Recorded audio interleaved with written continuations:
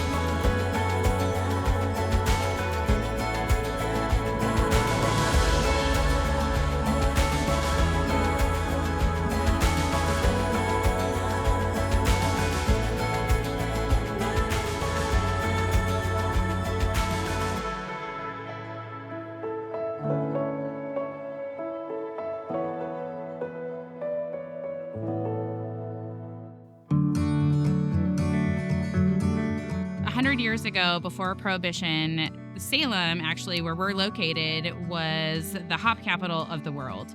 We're on the 45th parallel, which we have a very similar climate to Germany. We're sandwiched in between the coastal and the Cascade Range, and we're at a really low elevation. So we have fresh water just below the surface. And all of those things combined makes our soil very rich, and we're one of the highest agricultural producing valleys in the world. As a family, we've been growing hops for 118 years, and that means that our grandparents planted the first crop of hops in 1904. Through all those years, we've been able to use the natural wonders of this beautiful valley. So hops, when they're being grown in Oregon, are being grown in a milder climate than other areas of the United States. Oregon is similar and comparable to New Zealand, and that's strongly driven by similar climate, similar terrain, and then also comparable rainfall. Our farm from one end to the other is about 10 miles.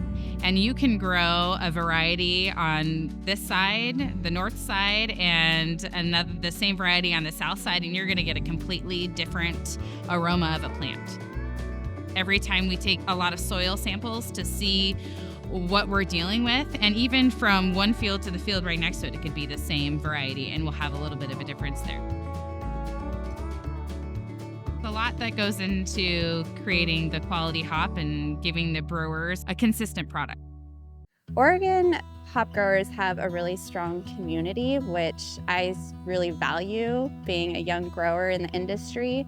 Not only can I lean on my dad or my brother for insight on hop farming and the industry, but I also know that I have relationships with many neighbors down the road that I can call and look for insight and advice, and that's really valuable and unique to the area that we're in. We are 7th generation farmers, so we've been watching our grandpa, dad. We've been learning from them and learning their ways. We've been working since we could get in the hop picker. We've been pulling floors, helping unload trucks, sweeping the picker. Hop harvest goes 24/7. It's 12-hour shifts, so some of us work nights, some of us work days. The 3 words that I would use to describe Oregon hops is quality, consistency, and community. The community that we have here with the Oregon growers parallels the community of craft brewers. It's really cool to understand why growers do what they do and how that directly impacts us as brewers, and vice versa, and figure out ways to communicate and understand each other better so that we can make the best beer possible. They can grow the hops that we need in the ways that we want them. So it's really important to be able to communicate with people like that and have access. The amount of craft brewers is pretty phenomenal, and the fact that we are able to have close relationships with them, seeing if there's a need that they have that we can meet. There's a connection between the grower and maybe a few little nuances that grower can make in the growing season that might tip that hop to be a little bit more favorable, to be able to bring out nuances in the hop flavor that the brewer is looking for. And you know that as a grower if you're able to collaborate